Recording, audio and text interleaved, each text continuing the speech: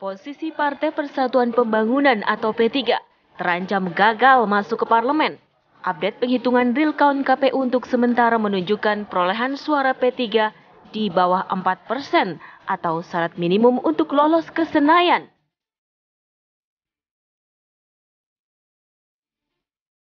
Partai Golkar menunjuk 2 bakal calon yang akan bertarung merebut kursi DKI 1. Selain nama Ridwan Kamil, ada juga Ketua DPD Partai Golkar DKI Jakarta, Ahmad Zaki Iskandar.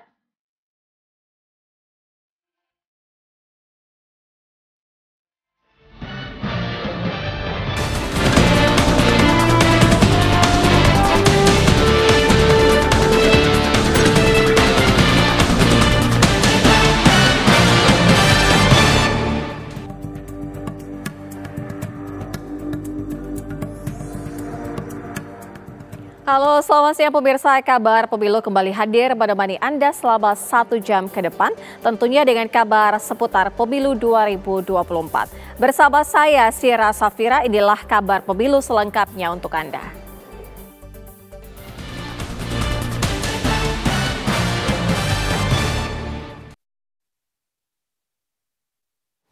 Sempat mengkritisi proyek pembangunan Ibu Kota Nusantara atau IKN, Agus Harimurti Yudhoyono akhirnya berubah setelah berkunjung langsung ke IKN. Menteri Agraria dan Tata Ruang Kepala BPN ini justru mengaku bangga dengan progres pembangunan IKN.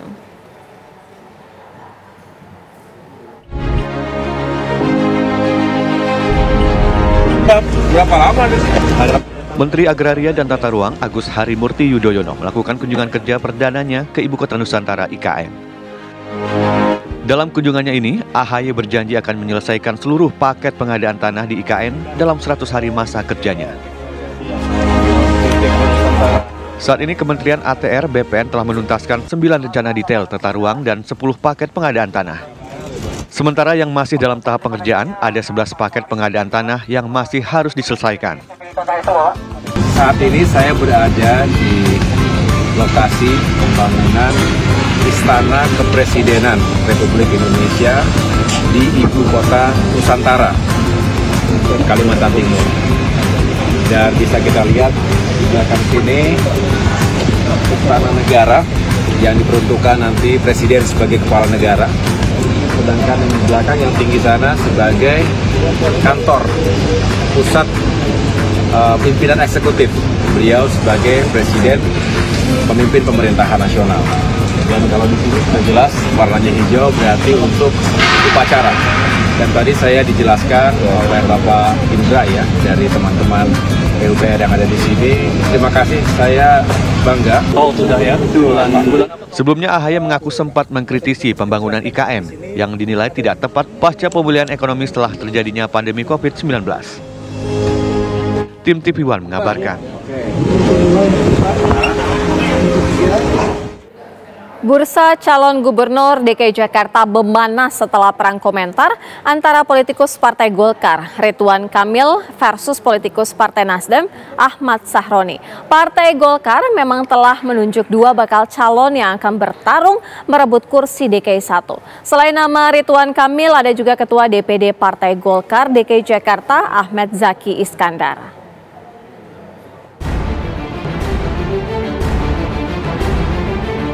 Partai Golkar tengah mempersiapkan kandidat yang akan mengikuti persaingan memperebutkan Gubernur DKI Jakarta.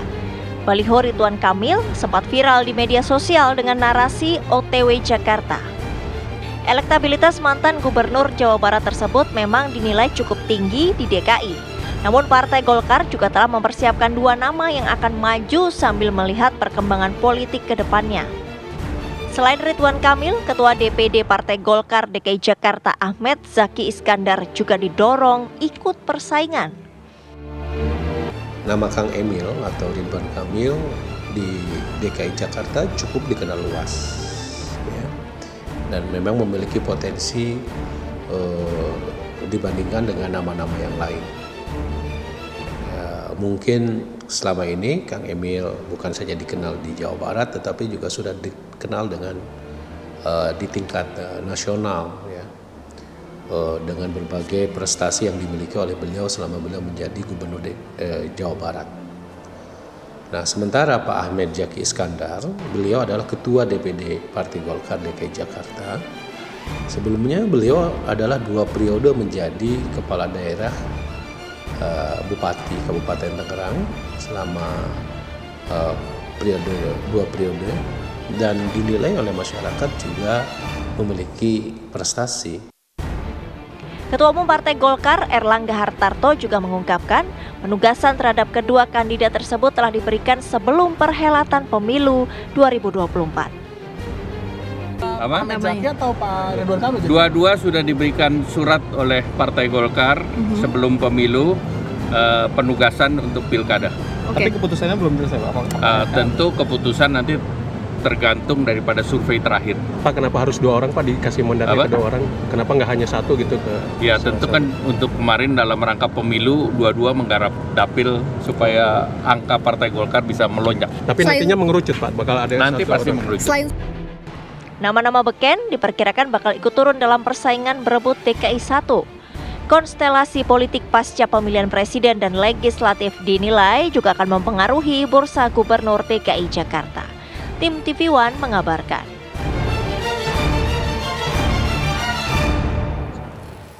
Dengan statusnya sebagai daerah khusus ibu kota, Jakarta memiliki banyak keistimewaan sehingga menjadi salah satu pusat pertarungan kekuatan politik tanah air. Koalisi partai politik di Pilpres 2024 berpotensi tercipta kembali di Pilkada DKI Jakarta dengan calon tokoh nasional termasuk Anies Baswedan.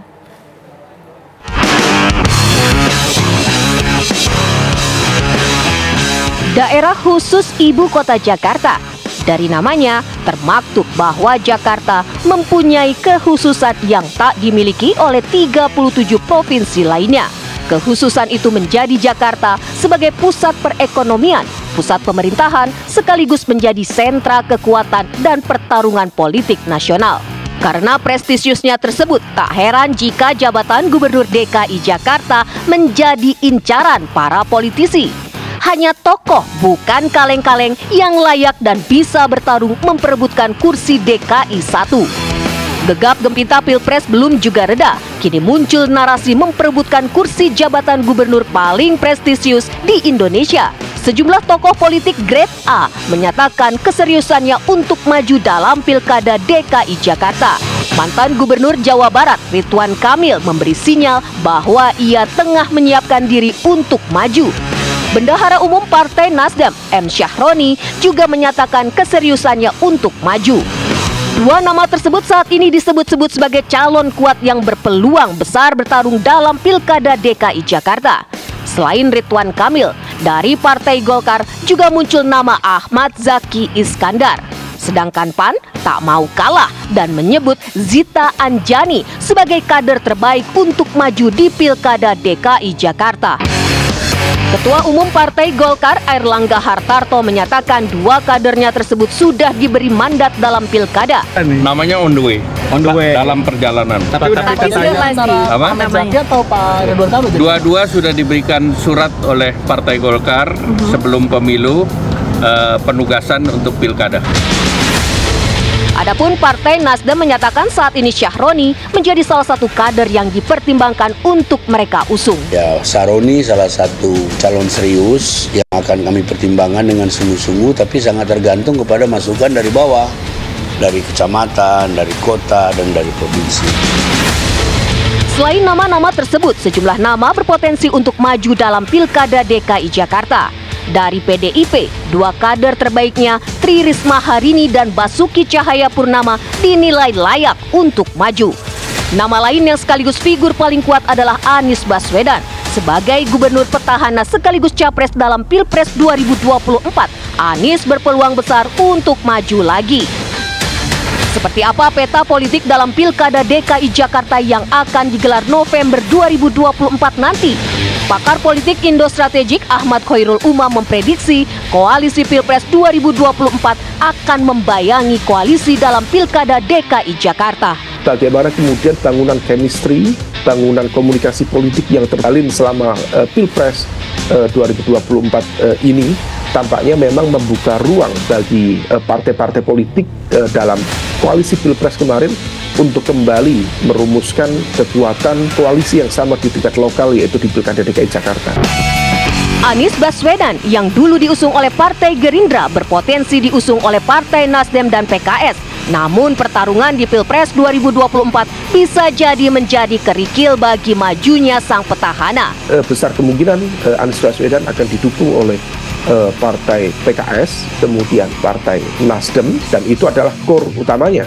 Meskipun juga di saat yang sama, kalau misal kemudian Nasdem berubah atau beralih ke kubu pemerintahan di Oktober 2024 mendatang, pertanyaannya apakah kemudian penguasa yang akan datang akan memberikan pengaruh, akan memberikan peluang bagi Nasdem untuk memberikan tiket. Siapa saja yang akan maju dalam Pilkada DKI Jakarta? Dan seperti apa peta politik dalam memperebutkan kursi DKI 1?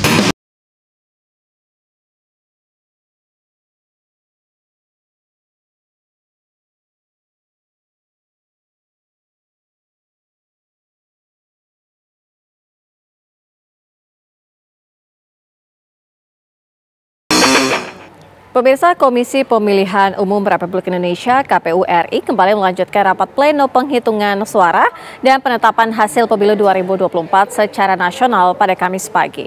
Rapat pleno dilaksanakan secara terbuka dan dimulai pada pukul 10.30 waktu Indonesia Barat di gedung KPU RI Pusat, Menteng, Jakarta Pusat. Berbeda di hari pertama rapat kemarin, rapat pleno di hari kedua ini dibuka oleh Idam Holik selaku Komisioner KPU dan dihadiri oleh 20 saksi dengan keseluruhan perwakilan saksi dari masing-masing partai politik sejumlah 8 orang. Penghitungan suara dimulai dari rekapitulasi hasil perolehan suara luar negeri. Kemudian sebelumnya pada rapat pleno pada hari pertama KPU berhasil merampungkan 7 PPLN Panitia Pemilihan Luar Negeri rekapitulasi hasil suara pemilihan presiden. Dan hari ini dilanjutkan dengan 128 PPLN lainnya.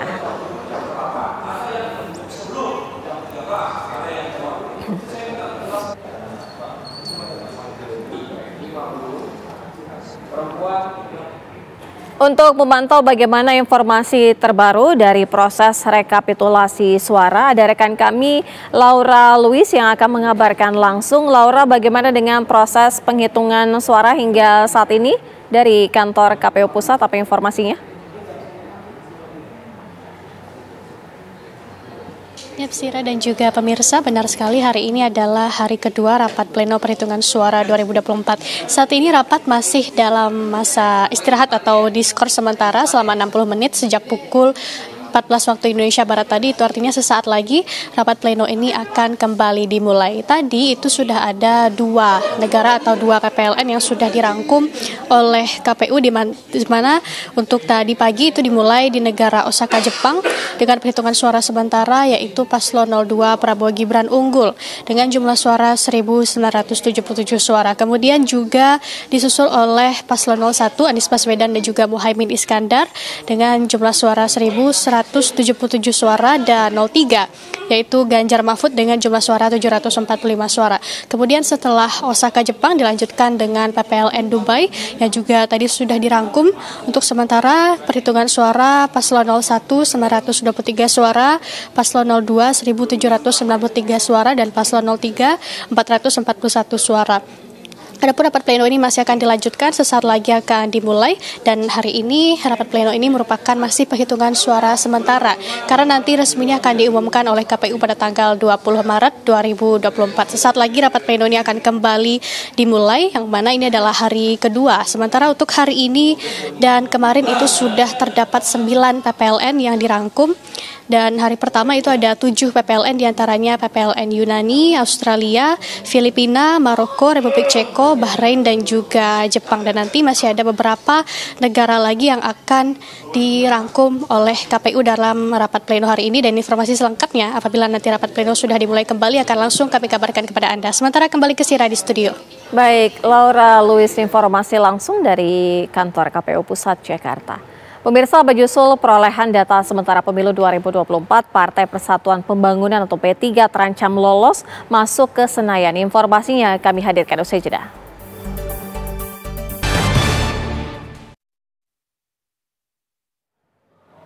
Menyusul perolehan data sementara pemilu 2024, Partai Persatuan Pembangunan atau P3 terancam tidak lolos masuk ke Senayan. Dalam update data real count yang dirilis KPU pagi tadi, total suara sementara yang berhasil diraih P3 telah mencapai 3.034.219 suara. Meski bertambah dari posisi kemarin, perolehan suara P3 ini hanya sekitar 3,99% dari total suara yang masuk. Dengan perolehan ini, maka P3 belum bisa memenuhi syarat untuk menempatkan wakilnya di DPR RI, di mana partai politik harus mendapat minimal 4% suara dalam pemilu. Meski sementara belum mencapai kuota 4%, P3 masih berpeluang menambah perolehan suaranya.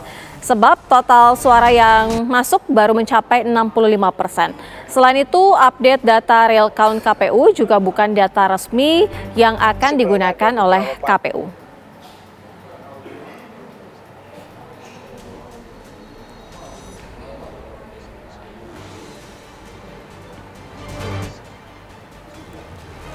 Pemirsa, pejabat politik Ujang Komarudin menyayangkan jika P3 sampai tidak lolos ke Senayan. Jika akhirnya gagal membawa wakilnya ke Senayan, dia meminta agar P3 segera melakukan evaluasi.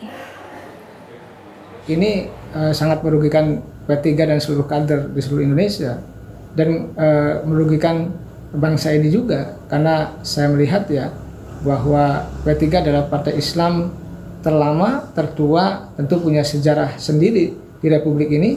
Tentu ya keberadaannya harus dijaga ya oleh rakyat Indonesia. Tapi seandainya tidak lolos, ya artinya ya P3 harus mengevaluasi bahwa sejatinya banyak mungkin kekurangan-kekurangan atau banyak juga pesaing baru yang partai yang muncul yang lebih progresif. Nah, dalam konteks tidak lolos, siapa yang paling diuntungkan ya? Yang paling diuntungkan ya tentu partai-partai yang lain, partai-partai Islam yang lain, karena bisa jadi konstituen P3 ya ketika tidak lolos itu ya bisa beralih dan bisa geser kepada partai lain. Tetapi saya masih meyakini ya, mudah-mudahan P3 tetap lolos ke parlemen, karena tadi saya katakan bahwa P3 partai Islam tertua ya, punya sejarah panjang di Republik ini, tentu harus punya kontribusi besar ke depan untuk bisa mengawal dan menjaga bangsa ini. Ya, kita semua rakyat Indonesia butuh P3, tetapi P3 sendiri yang menentukan nasibnya. Artinya soal nanti lolos atau tidak tergantung kemarin ya hasil perolehan suara yang sedang dihitung saat ini. Lalu seperti apa kinerja Partai Persatuan Pembangunan dalam 2 pemilu terakhir? Berikut informasinya untuk Anda.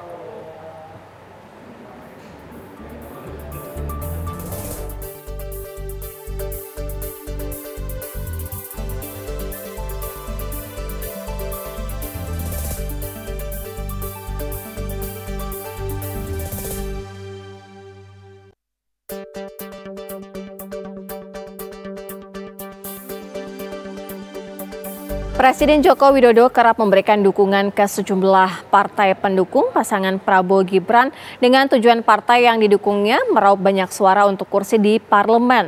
Lalu bagaimana nasib partai-partai yang di-endorse Jokowi pasca pencoblosan di pemilu legislatif?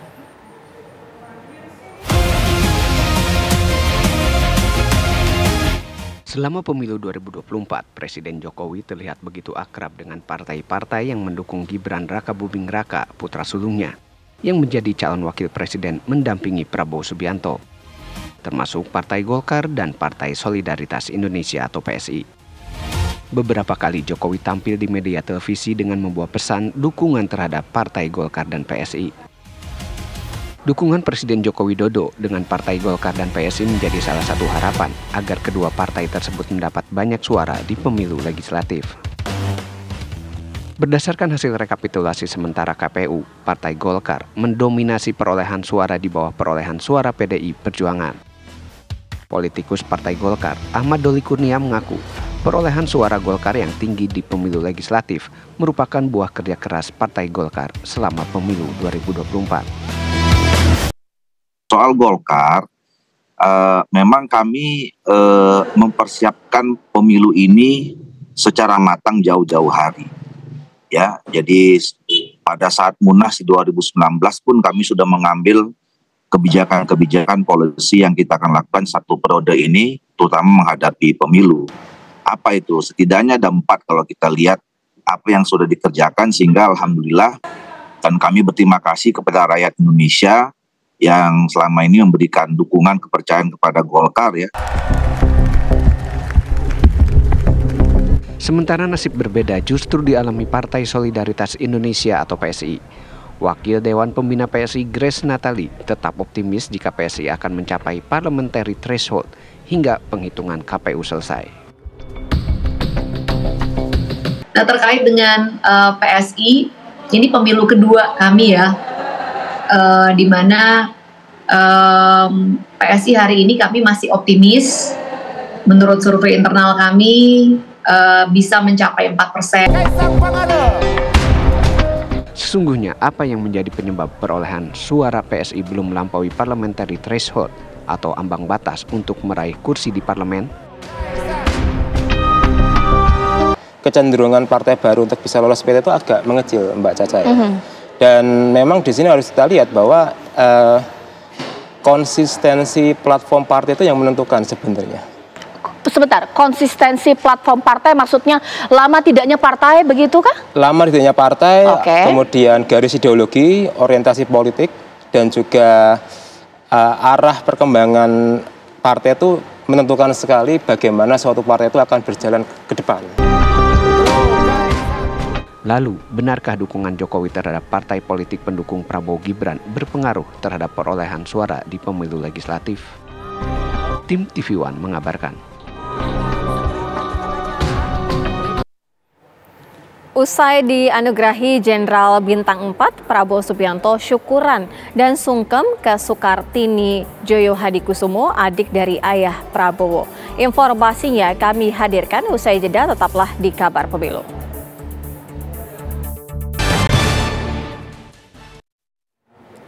Pemirsa, puluhan emak-emak bersama sejumlah warga melakukan aksi unjuk rasa di kantor desa Matirotasi, Kabupaten Sidrap, Sulawesi Selatan. Warga yang berunjuk rasa menolak pemecatan yang dilakukan oleh kepala desa terhadap 5 stafnya yang tidak memilih caleg pilihan sang kepala desa.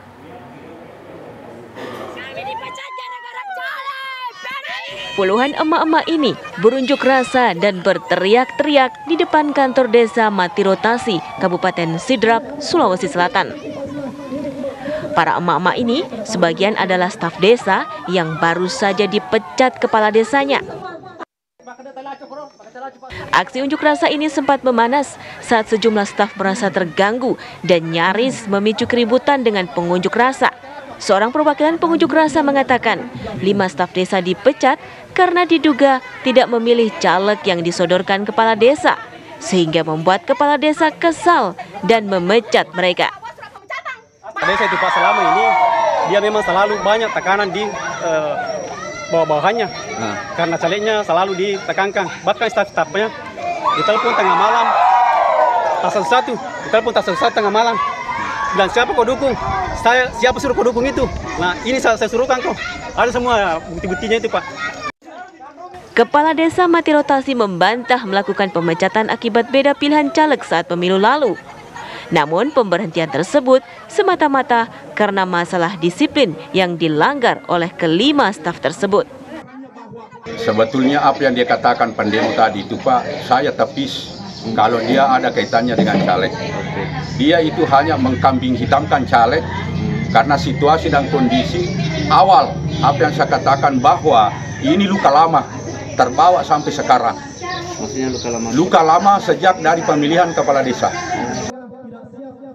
Setelah berunjuk rasa di kantor desa, puluhan pengunjuk rasa ini melanjutkan aksinya di kantor Camat Watangpulu dan di kantor Bawaslu Kabupaten Sidrap. Dari Sidrap, Sulawesi Selatan, Rusli Jafar, TV One mengabarkan. Usai dianugerahi Jenderal Bintang 4, Prabowo Subianto syukuran di kediamannya di Jalan Kertanegara 4, Jakarta. Prabowo juga sungkem ke Sukartini Joyo Hadikusumo yang merupakan adik dari ayah Prabowo. Dalam acara ini, Prabowo masih mengenakan pakaian Angkatan Darat lengkap dengan tanda bintang 4 di pundaknya.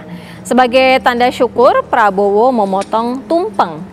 Potongan tumpeng tersebut kemudian diberikan kepada sang bibi, yaitu Sukartini Silitonga Joyo Hadikusumo yang merupakan adik dari ayah Prabowo, Sumitro Joyo Hadikusumo. Prabowo juga melakukan sungkem kepada Tante Tin, sapaan akrab Prabowo, untuk Sukartini yang sudah diketahui sudah berusia 105 tahun. Sebelumnya, Prabowo menerima penganugerahan Jenderal Bintang 4 dari Presiden Joko Widodo di Mabes TNI Jakarta.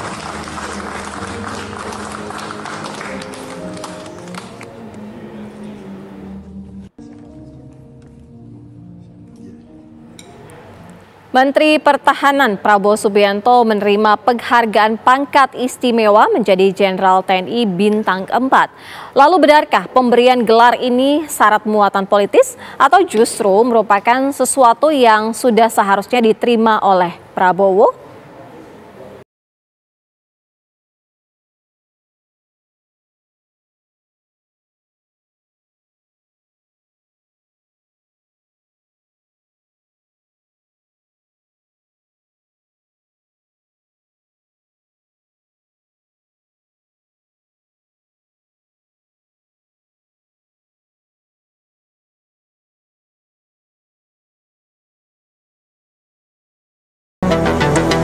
Penganugerahan ini adalah bentuk penghargaan sekaligus peneguhan untuk berbakti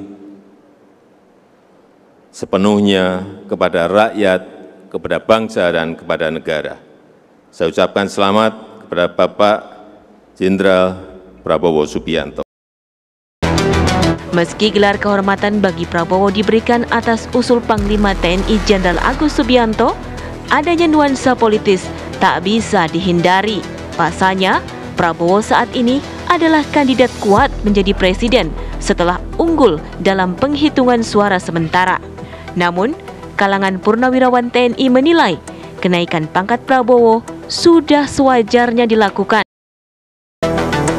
Dengan dianugerahkannya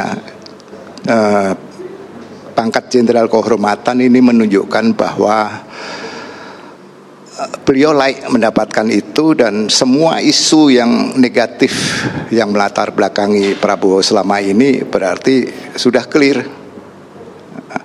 Perlu saya tambahkan ya, saya dulu pernah dinas di Komite Kebijakan Industri Strategis. Kantornya berdampingan dengan kantor Kementerian Pertahanan. Saya tahu persis pada tahun pertama beliau, dalam hal ini Pak Prabowo, pernah diusulkan untuk diajukan pangkat jenderal kehormatan, tapi beliau menolaknya. Jadi saya yakin dan tahu persis ini bukan keinginan Prabowo, bukan juga keinginan Presiden Joko Widodo, tapi terutama keinginan saya pribadi, para purnawirawan, dan tentunya para prajurit TNI Angkatan Darat dan TNI.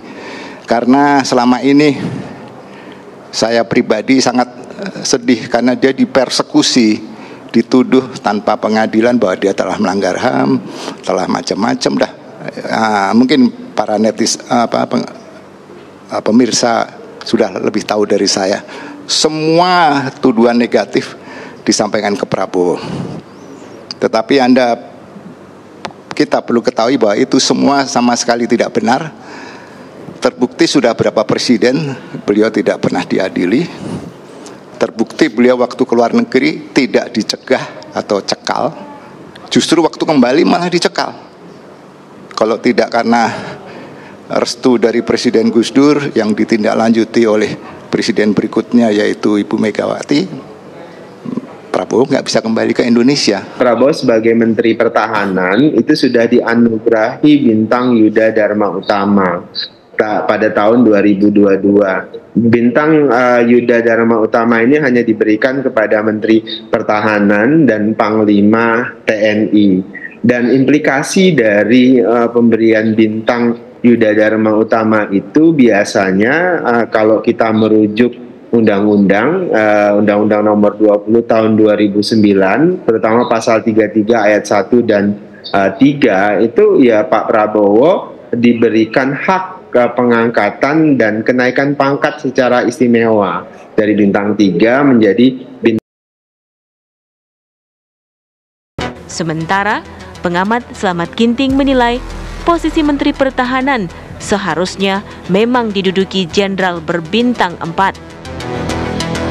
Saya terkejut ketika pada tahun 2019 itu Prabowo sampai dengan akhir tahun 2019 kok belum juga dinaikkan pangkat jenderal bintang 4 kehormatan.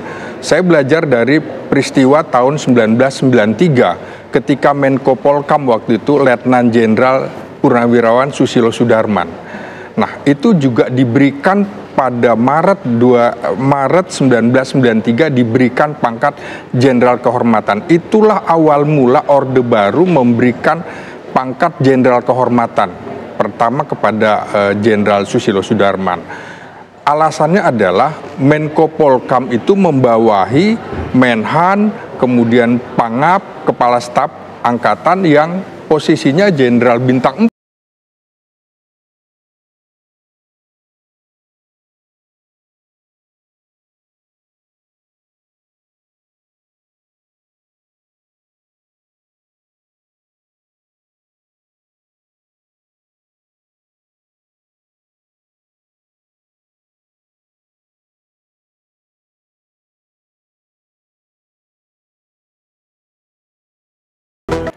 Oknum ASN di Kabupaten Tanah Toraja, Provinsi Sulawesi Selatan divonis 1 tahun 2 bulan penjara setelah terbukti memalsukan identitas untuk maju sebagai calon legislatif.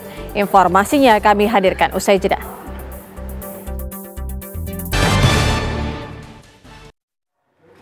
Pemirsa, oknum ASN di Kabupaten Tanah Toraja, Provinsi Sulawesi Selatan divonis 1 tahun 2 bulan penjara setelah terbukti memalsukan identitas untuk maju sebagai calon legislatif lewat Partai Solidaritas Indonesia.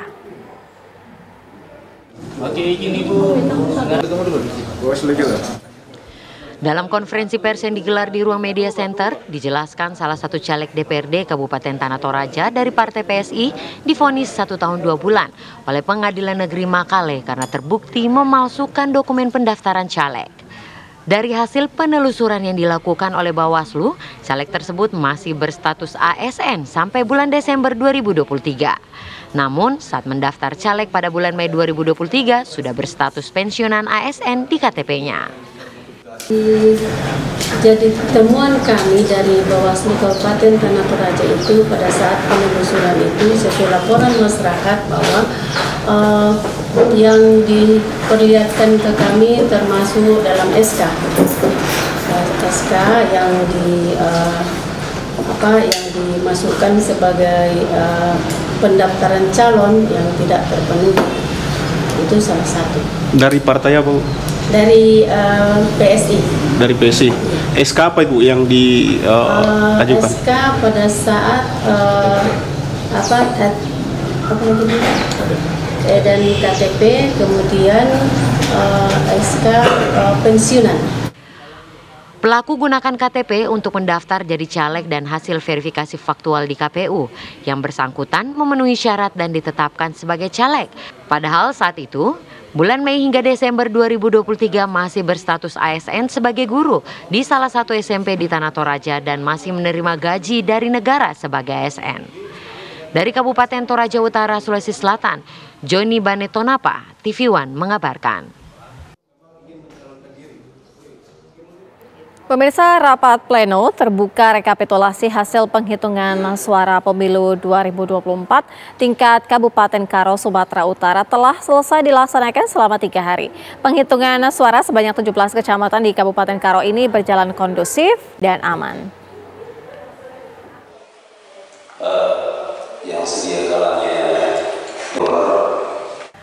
Rapat pleno terbuka rekapitulasi hasil penghitungan suara pemilu 2024 tingkat Kabupaten Karo, Sumatera Utara telah selesai dilaksanakan di Hotel Sinabung Brastagi. Sebanyak 17 kecamatan yang berada di Kabupaten Karo selesai melakukan rekapitulasi hasil penghitungan suara dalam waktu 3 hari. Ketua KPUD Karo, Rendra Gaule Ginting, menjelaskan rekapitulasi hasil penghitungan suara berlangsung kondusif dan aman. Dan penghitungan suara pun sesuai dengan target selama 3 hari. Dirinya juga menyampaikan terdapat beberapa kendala namun tidak begitu besar. Karena sudah sempat diselesaikan di tingkat kecamatan. Puji Tuhan, Alhamdulillah pada hari ini kita telah selesai melakukan rapat pleno terbuka rekapitulasi perolehan suara. Jadi dari 17 kecamatan yang ada di Kabupaten Karo, 17-nya sudah selesai dan memang tadi di Brastagi ada beberapa sedikit kejadian khusus dan sudah dilakukan pembetulan lah, itu kira-kira. Setelah dikumpulkan kembali, kotak suara kemudian dibawa oleh petugas kepolisian untuk diamankan di gudang logistik KPUD Karo dan akan dikirimkan ke KPU Provinsi Sumatera Utara. Dari Kabupaten Karo, Sumatera Utara, Bayu, TV One mengabarkan. Pemirsa, KPU Kota Surabaya telah melakukan rapat pleno sejak kemarin. 2 kecamatan dinyatakan telah pleno, 5 kecamatan lain dijadwalkan segera pleno. KPU Kota Surabaya sendiri menargetkan 31 kecamatan selesai pleno pada tanggal 4 Maret. Telah ada rekan kami, Goldi Gumilang, yang akan mengabarkan informasi terbaru dari sana. Goldi, apakah rapat pleno KPU Kota Surabaya ini sudah selesai begitu ditargetkan?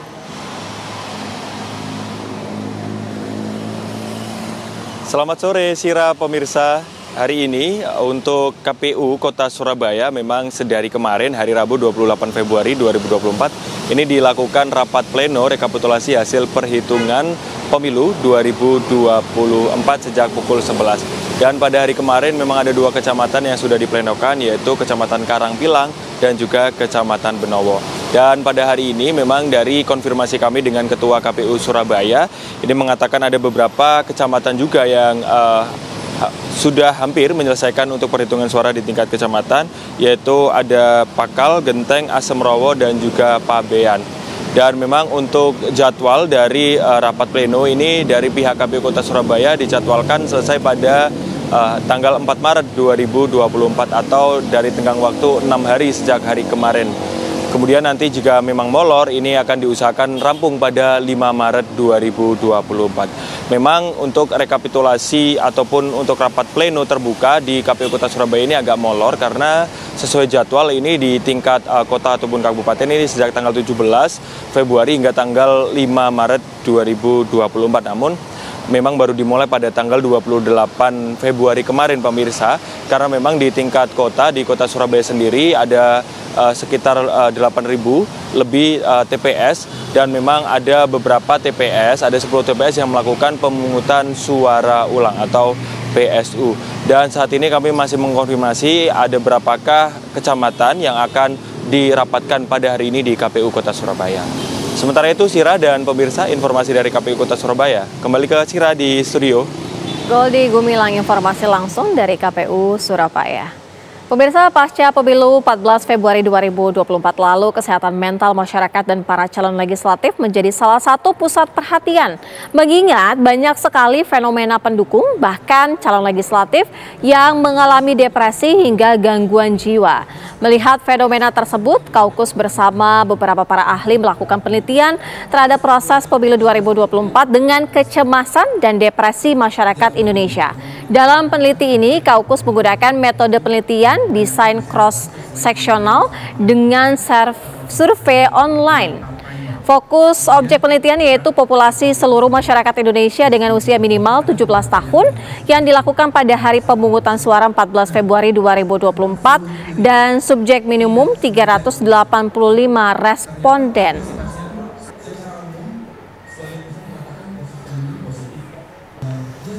Kita lihat akhir-akhir ini apa kena pengaruh TV saya nggak tahu, tapi kok kelihatan sekali ke mental masyarakat kita ini agaknya juga cukup gampang ya. Nah, kemudian dengan adanya pemilu, kami dari Kaukus kemudian ingin juga tadi yang dikatakan Dr. Ray membuktikan apakah ada kaitan kesehatan mental dengan pemilu ini.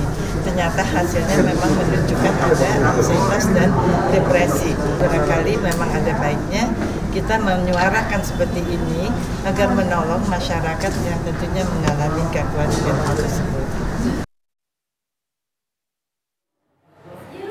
Pemirsa, Kabar Pemilu segera kembali dengan sejumlah informasi penting lainnya usai jeda. Pemirsa, menyusul perolehan data sementara pemilu 2024, Partai Persatuan Pembangunan atau P3 terancam tidak lolos masuk ke Senayan. Dalam update data real count yang dirilis KPU pagi tadi, total suara sementara yang berhasil diraih P3 telah mencapai 3.034.219 suara. Meski bertambah dari posisi kemarin, perolehan suara P3 ini hanya sekitar 3,99% dari total suara yang masuk. Dengan perolehan ini, maka P3 belum bisa memenuhi syarat untuk menempatkan wakilnya di DPR RI, di mana partai politik harus mendapatkan minimal 4% suara dalam pemilu.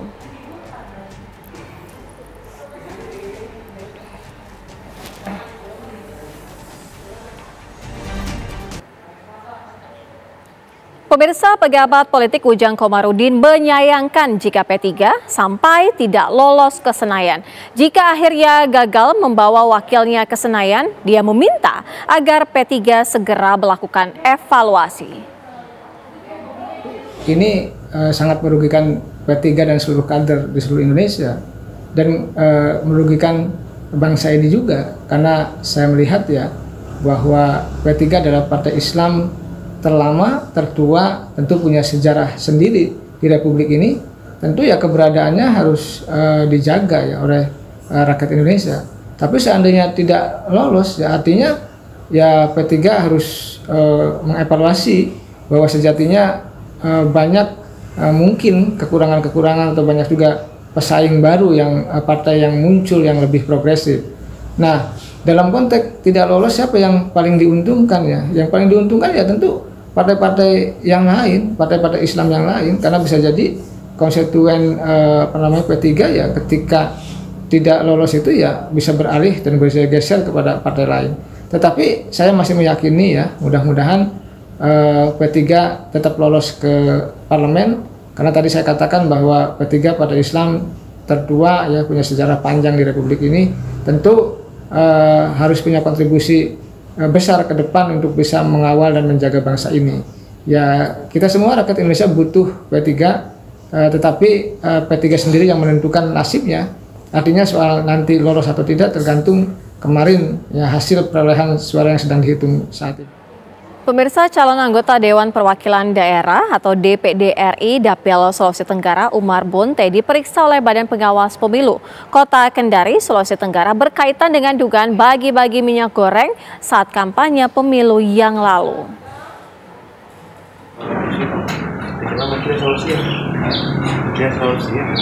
Umar Bonte diperiksa berdasarkan laporan masyarakat berkaitan dengan dugaan bagi-bagi minyak goreng pada masa kampanye kemarin. Pasalnya ada sejumlah minyak goreng yang ditemukan bergambarkan atau foto Umar Bonte. Namun saat diwawancarai awak media, Umar Bonte membantah adanya bagi-bagi minyak goreng tersebut. Menurutnya itu hanya ulah dari segelintir orang karena ia bisa meraih suara tertinggi pada pemilu kemarin. Nanti tanya Bawaslu, mereka sudah periksa saya, sudah klarifikasi saya. Berapa pertanyaan Bang? Saya tidak ingat, tapi ya. Berarti tidak ada bagi-bagi minyak ya Bang? Nggak ada lah bagi-bagi minyak. Baik dari tim Abang. Itu foto dari mana itu Bang? Dari tim tidak ada. Tanya yang melapor, saya tidak pernah. Sementara itu Bawaslu membenarkan adanya laporan tersebut. Namun pihaknya hanya menerima barang bukti foto minyak goreng tanpa ada bentuk fisik yang ditemukan. Laporan itu tidak jelas siapa yang membagi dan siapa yang menerima. Yang ada bukti yang dimasukkan ke kami itu hanya foto minyak goreng gitu di botol, lalu ada stikernya. Hanya itu barang bukti yang dikasihkan ke kami. Diketahui Umar Bonte merupakan calon anggota DPD yang baru-baru ini meraih perolehan suara tertinggi di Sulawesi Tenggara, yakni sebesar 150.452 suara. Hal itu berdasarkan real count KPU pada tanggal 26 Februari 2024 kemarin. Dari Kendari, Sulawesi Tenggara, Erdika Mukdir, TV One mengabarkan.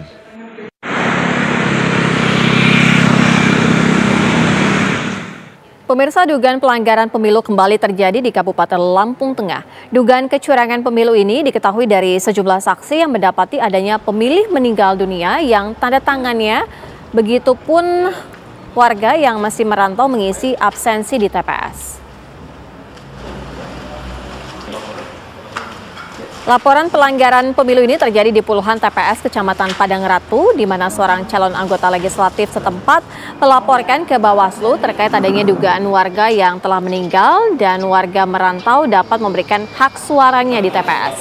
Dalam laporannya, ia menyertakan bukti salinan DPT Pemilu 2024, fotokopi daftar orang meninggal, dan warga yang merantau di tiap TPS.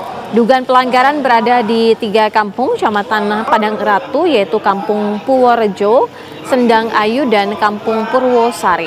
Bawaslu Lampung Tengah mengatakan laporan tersebut sudah diterima, namun pihaknya belum bisa memberikan kesimpulan karena setiap laporan masuk harus mengikuti mekanisme penanganan pelanggaran di Bawaslu.